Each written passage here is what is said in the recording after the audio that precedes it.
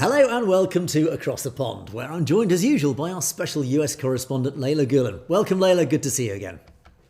Oh, Angus, thank you so much for having me. Great to see you as well. I'm really excited to get into this next subject. Today we're going to focus on what's called the diaspora paradox, the phenomenon where the Khalistan movement often feels more vibrant in places like Brampton, California, London, or Leicester than in Punjab itself. We're going to explore today how distance, trauma, identity shape a homeland that exists very publicly in the ambitions of the diaspora, but is less visible to Punjab itself. We often get comments on perspectives that Sikhs in Punjab apparently don't care. Well, the question is this really the case? There does appear to be a concept of long distance nationalism. So let me start by asking you, why is the dream of a Sikh homeland most alive among those who live thousands of miles away from it? Well, I think the answer to that is actually pretty simple. It's because it can. In the West, we have democratic freedom. We have freedom of speech. You can state pretty much anything you want, and you can campaign for pretty much anything you want, as long as obviously it doesn't break the law. In India, you can't do that. It is not as visible in India, primarily because you can't. You don't have that same sort of democratic freedom, sadly, despite the fact that India does like to claim itself as the world's largest democracy. And the real question is, I mean, how big actually? How inset is the pro-Khalistan movement in the Punjab? Now, of course, it is very visible, it is very loud in the diaspora. But within the Punjab itself, the Indian government does go to great pains and great lengths to claim that it is just a fringe movement. It is just a fringe bunch of terrorists, essentially, is what they claim. And yet evidence actually states very clearly otherwise. For example, we can draw up all sorts of roots of this evidence, including people like Amritpal Singh. Now, here's a gentleman who is actually currently residing in jail in Dibrugarh jail in Assam for his campaigning for Khalistan, amongst many other things.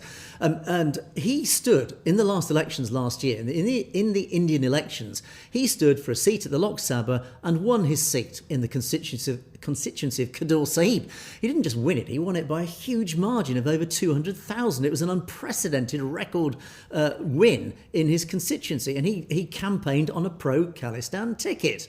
Likewise, nearby, in the Faridkot constituency, one of his colleagues, a guy called Sarabjit Singh Khalsa, likewise was elected to the Lok Sabha. Now, why is this guy important? Because he also campaigned on a pro-Khalistan ticket.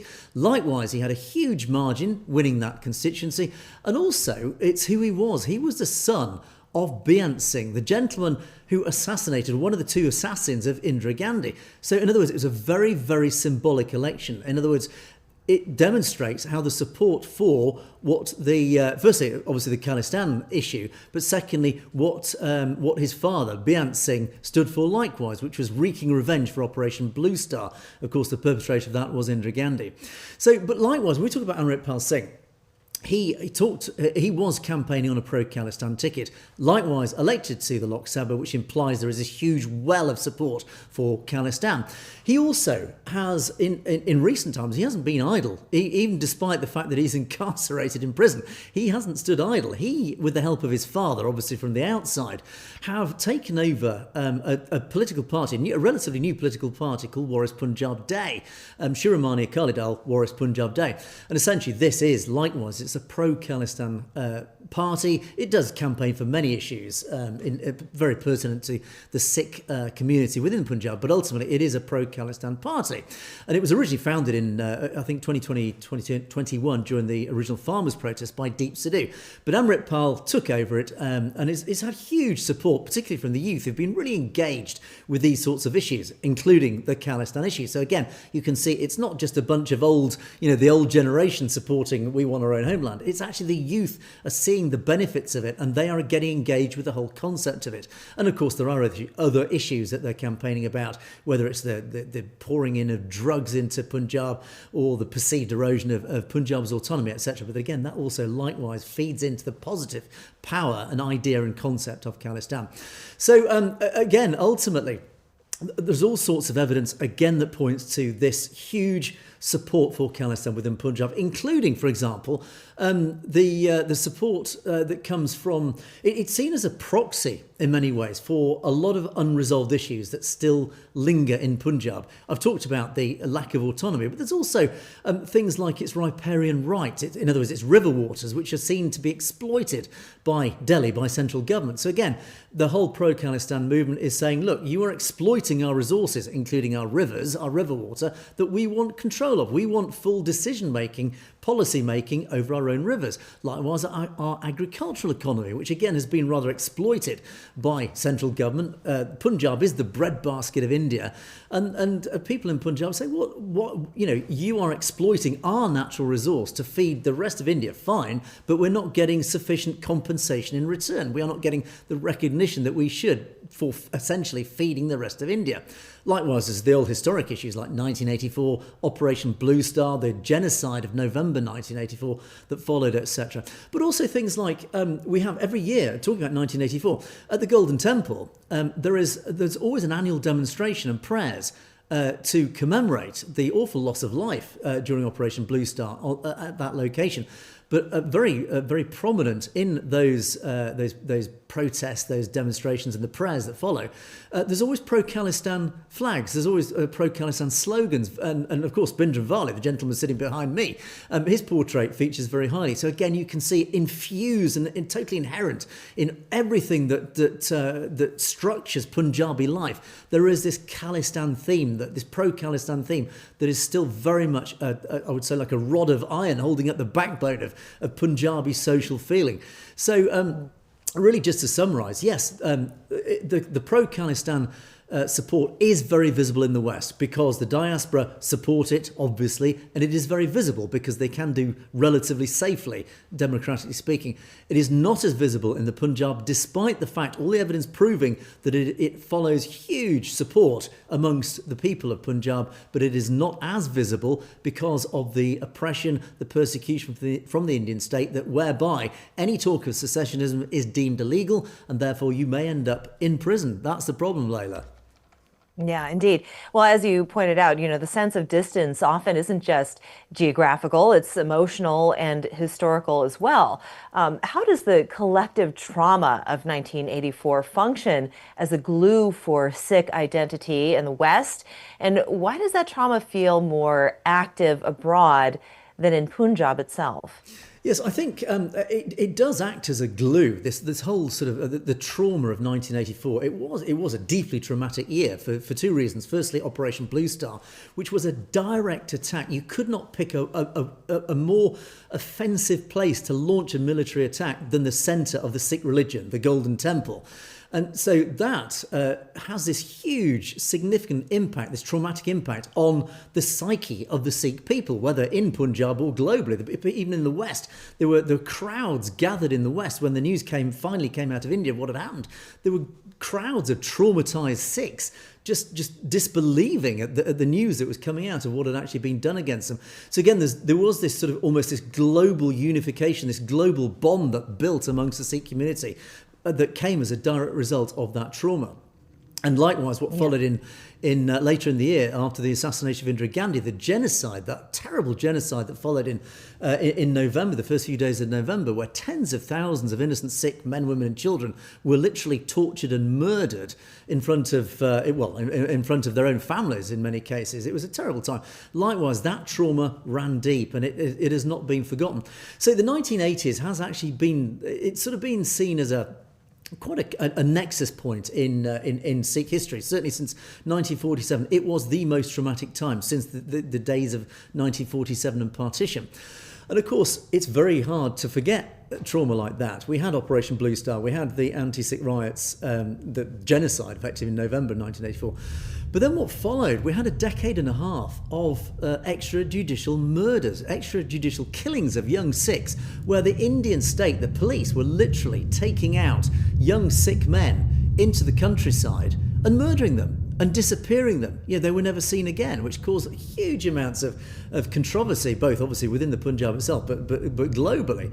And we had many campaigners trying to highlight to the world, do you realise what's going on? There are literally hundreds of thousands of young Sikh men that are being murdered extrajudicially by the Indian state. So again, it helped sort of create this collective bond of trauma, this collective trauma, as we call it. I've got to apologise. The US Air Force flying over at the moment. That's hence the noise going on. Honestly, I can't hear myself think. I can't even hear it. Wow. Yeah, sorry, okay. I can barely hear myself think at this end because I've got the jets flying over.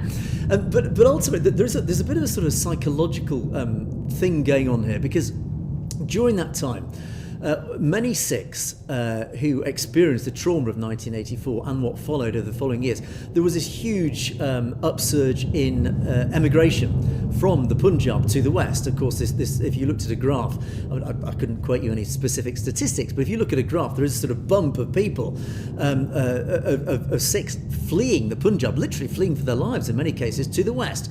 And they fled this persecution, they fled this awful trauma that they had and their families had experienced.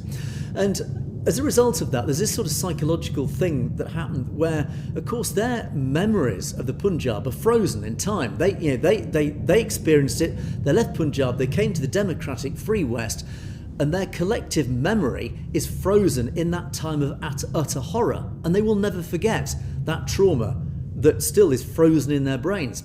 But in the meantime, the Sikhs who stayed, the many Sikhs who stayed in the Punjab, they obviously experienced the trauma, but they've then been subjected to this sort of almost this normalisation perpetrated by the Indian state again over the following sort of 10, 20, 30 years, where they've become, it's almost like a Stockholm syndrome situation where they have become conditioned to accepting the behaviour of the Indian state, this persecution that has put the prison cell around them without them realising it. And they see and we see this quite often where many Sikhs say, I'm not afraid of India, they take care of us, they're protecting us. Again, it's this Stockholm syndrome where they've become conditioned to accept the Indian state taking their autonomy, taking their resources, controlling their lives in the guise of, we're protecting you, we'll take care of you. When in fact, really, they are your prisoners, you are their captive. So they've become almost normalised this, and therefore they've almost sort of collectively forgotten the trauma of 1984 because they've been seduced away from remembering it by this huge Gaudy media, the Indian media that always has one narrative. And again, it's very subliminal and it's very insidious the way they've done this. So again, we do see many Sikhs who almost refuse to accept the fact that their state of Punjab and their whole social structure is being quietly picked apart and dissolved by the Indian state. Their whole cultural heritage is very slowly but very surely being dissolved by essentially their captors, and that's a sad thing. But ultimately, overall, throughout the Sikh community, I'm not writing off the Sikhs in the Punjab. They're still fighting back, as I've talked about earlier. But ultimately, yes, there is this sort of there's almost this sort of disjoint between those who've fallen victim to the propaganda of the Indian state, but there is still a very large core of the Sikh community who recognise and who align with this core of collective trauma, effectively, perpetrated by the Indian state, which includes those events of 1984. Yeah, indeed. What's striking is that this memory doesn't seem to fade with time, and that brings us to something that runs counter to most nationalist movements. We often see nationalism fade over generations. Why has the Khalistan movement done the opposite in the diaspora, often becoming louder with the second and third generations? I think this does go back to what I was talking about, really. It's the experiences were so traumatic for the Sikh community, for the families. So many families were deeply involved in it. And again, it wasn't just the men going off to war or something. It was whole families that were involved in the traumas of 1984.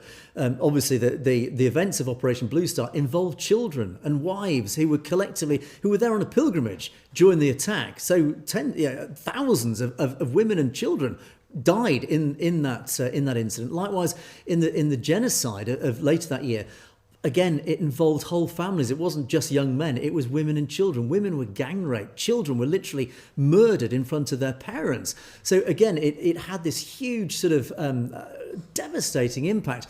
And as a result of that, it's different from, let's say, the war generation of the Second World War, where, you know, the men who experienced it tended to sort of be quite tight-lipped about it. They didn't really want to talk about it. They kept the trauma, as men do, they sort of kept the trauma inside themselves. Because whole families were involved, it was a collective feeling that then naturally, just through normal social interaction as a family, it was passed down to the next generations. And again, the trauma was felt so deeply that the elder generation said, we must never forget. You know, we must not let our younger generations not know about the dreadful crimes that were perpetrated against Sikhs during that time of the 1980s and, of course, the 1990s, and as I say, the extrajudicial killings that happened. So again, I think this is a bond that transcends generations. It is a bond of, again, collective trauma that needed and needs to be passed down to generations. We often talk about it in our perspective show, actually. So we have a responsibility, we older generations do have a responsibility to ensure that the younger generations know what has happened in their family's past. Again, because there are so many living survivors of these events. They weren't that long ago, let's not forget. So there are survivors of these events. And it is beholden on us to make sure the young generation know about these things. And of course, the young generation, they're enthusiastic. They soak up this information, and they are, being young, they are passionate. They're always looking for, you know, something to be motivated and feel passionate about. As a youngster, youngsters are always looking for, you know, for something to sort of feel passionate about. And this, of course, does ignite their passion because it's so inherent in their own being, their own culture, their own families.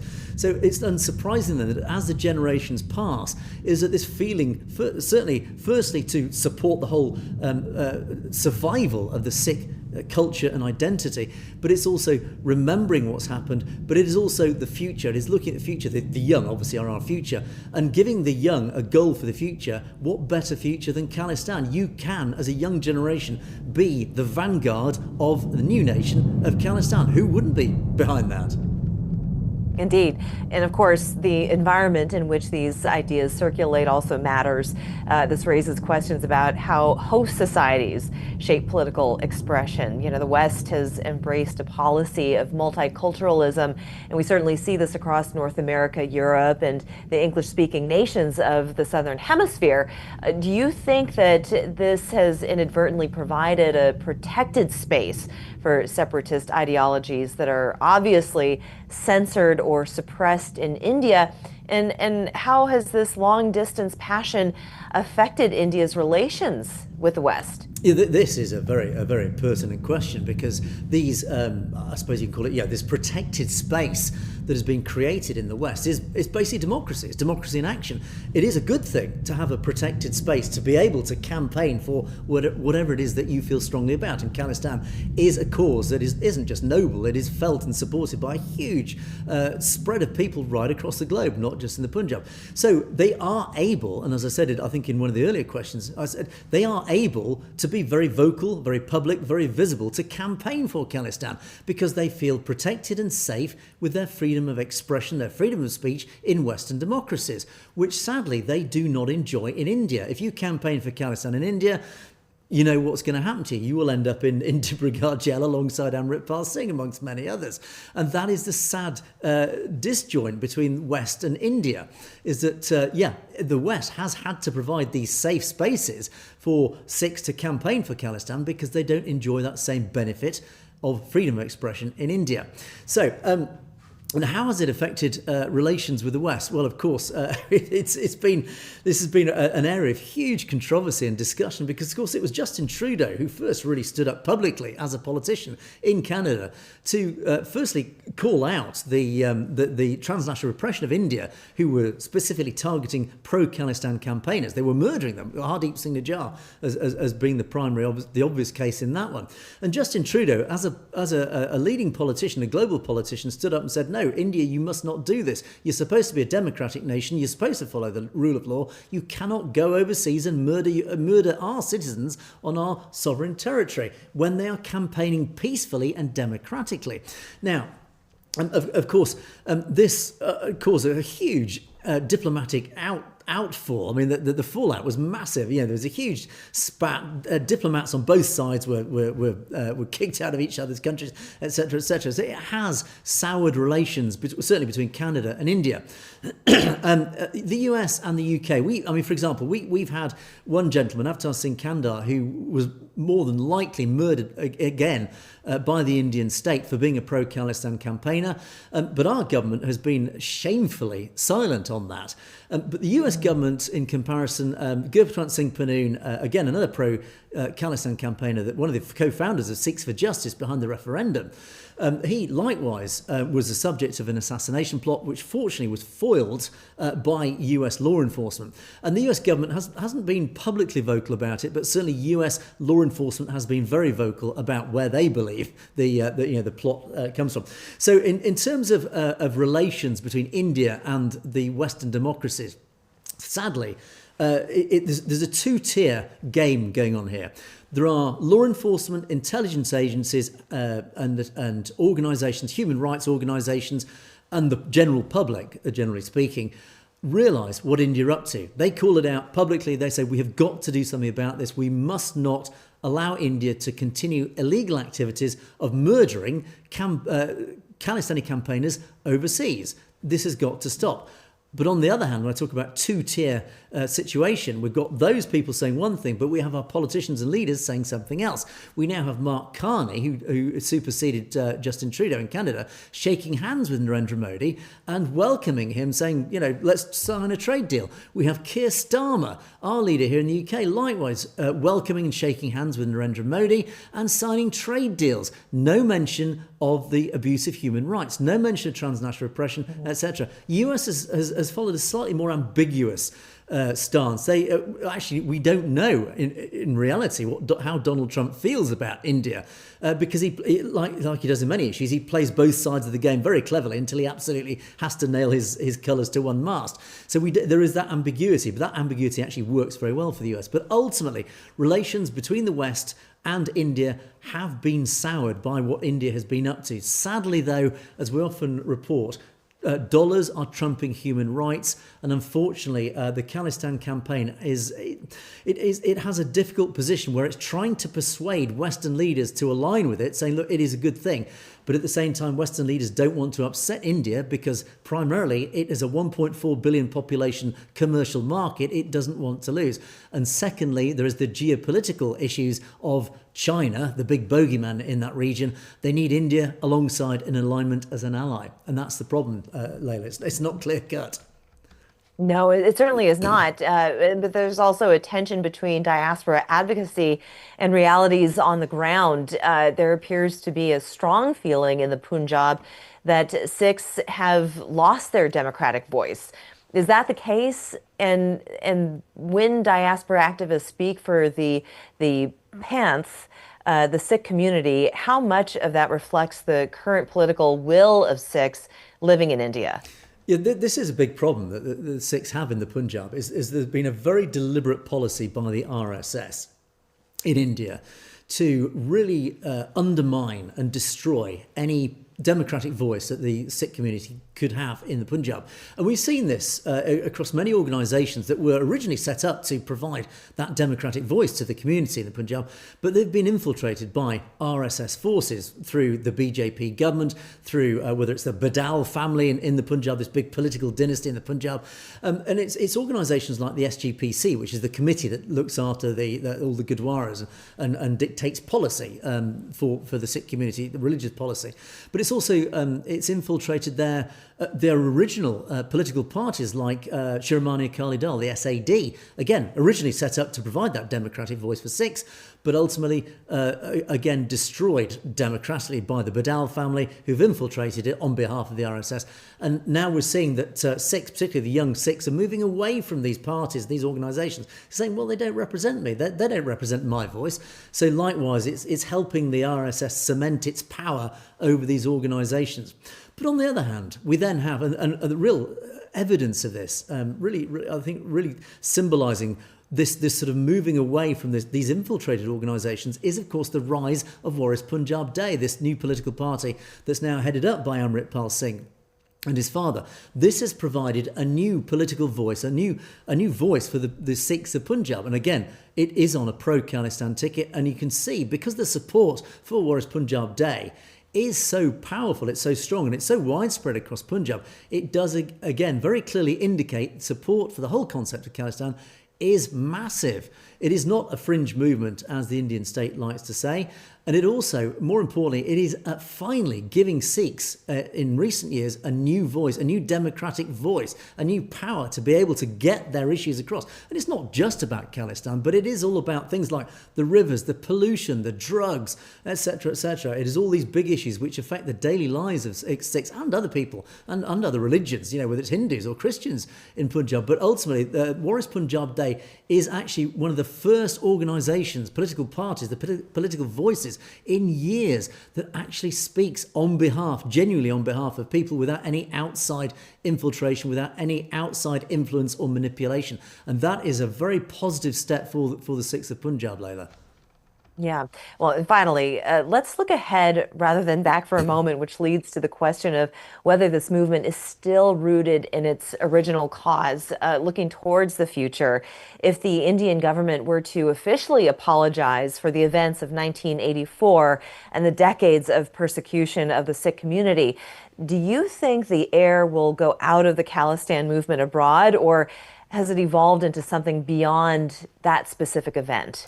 Yeah, this is a good question because, of course, we've often posed the question on our Perspective show, what if the Congress Party were to apologise for the events of 1984? And why the Congress Party? Because the Congress were in power, obviously, in 1984. It was Indira Gandhi, as head of the Congress Party at the time, who was behind Operation Blue Star and Operation Shanti, one of its sort of more scary successors. And Rahul Gandhi has actually, to his credit, he has stood up in recent times, in the last couple of years, particularly in a speech he made in the United States recently, where he did actually stand up for the Sikh community. He did defend their rights to, for example, wear their articles of faith, practice their religion freely, etc. And he did highlight the fact that they were being persecuted. So we did sort of posit at the time, what if Rahul Gandhi actually apologised on behalf of his family? Of course, we're going all the way back to Mahatma Gandhi here and the various betrayals at partition. But if he actually stood up and apologised, what impact would that actually practically have? Like you say, would it take the sails? Would it take the wind out of the sails of the Khalistan movement? Well, I think the simple answer to that is no. I think the Khalistan movement is bigger than that. What it would do, it would at least put to rest a lot of the ill feeling, and it's very hard for me to speak on behalf of the Sikh community. Obviously I'm not a member of the Sikh community. I sort of look at it from outside in, but my interpretation is it would help ease. It would help provide, well, you use that phrase, closure. I don't think it'll ultimately provide closure, but it would at least help people move on with their lives, at least to some degree. At least we're never going to see justice for the perpetrators of this, as hard as the Sikh community try. Ultimately, they're up against the Indian state, who will never really deliver genuine justice. At least in replacement of that, at least an apology, it's just words. It depends how sincere it is. It would help. At least it's something. So if Rahul Gandhi did that, at least it would be a step forward. Ultimately, though, as per your question, would it weaken or undermine the Khalistan movement? Absolutely not, because I think the Khalistan movement is something a lot more now than just the 1984 issues. It goes all the way back to partition, and even before partition, actually arguably, it goes back to 1849 when Maharaja Ranjit Singh lost the Sikh Empire, and the British took colonial control of the whole of India. It goes back to those days when Sikhs had their own empire. They had their own pride, their own sovereignty, they had their own full autonomy. It was, as I said many times before, it was actually one of the most democratic nations probably in the history of the modern world. The way it was run, it's so many examples of the good that it stood for, and that was lost in 1849 when the British defeated the Sikh Empire. Ultimately, that feeling, despite all the generations that have come between them, that feeling has never gone away. Whether it was a Suba movement of the 1940s and 1950s, where Sikhs in the Punjab were saying, look, we've got to have our own area, because you've given Pakistan, for example, you've given the Muslims of Pakistan their own land. They all speak Urdu. We all speak Punjabi. we're all Sikhs. Why can't we have our own homeland? And that was sort of the origins of the Suba movement, which was not as big as the Khalistan movement as it is now. But the Suba movement then morphed into more and more demands for autonomy, recognition of basic human rights that ultimately led to the Anandpur Resolution in the early 1970s, which again was one of those foundational pillars of the modern-day Khalistan movement. What 1984 did, despite all the apologies or whatever, it doesn't matter. What 1984 did was just galvanise. It drew together and focused all those feelings all the way back from the Sikh Empire into something new, into something late 20th century, now into 21st century, in a much more modern context. No, we do need our own homeland. We do need a sovereign nation where we can take control of our own destiny. We can make our own decisions. We can make decisions that affect our natural resources, whether it's our rivers, whether it's our agriculture, whether it's our commercial industrial base, or whether it's ensuring that drugs don't leak into our nation, etc. So it's all these positive points. And it also forms a focus for the global diaspora, who I have no doubt many of which will return to Khalistan. Once the new Sikh empire is established in the form of Khalistan, I have no doubt it will form a hugely powerful beacon for the future of democracy, but more importantly, the future of Sikh culture and heritage, Leyla. Yeah, most definitely. The mission and the movement, it will continue. So whether 1984 is acknowledged or not, there's still much more work to be done. And of course, with programs like this, you keep the memory alive, you keep the discussion happening and moving forward. I want to thank you so much, Angus. It's been just a wonderful and educational discussion once again. A pleasure as always, Leyla. Great to speak to you again. And thank you to our audience for joining us once again. And we wish our audience a happy holidays, happy Christmas.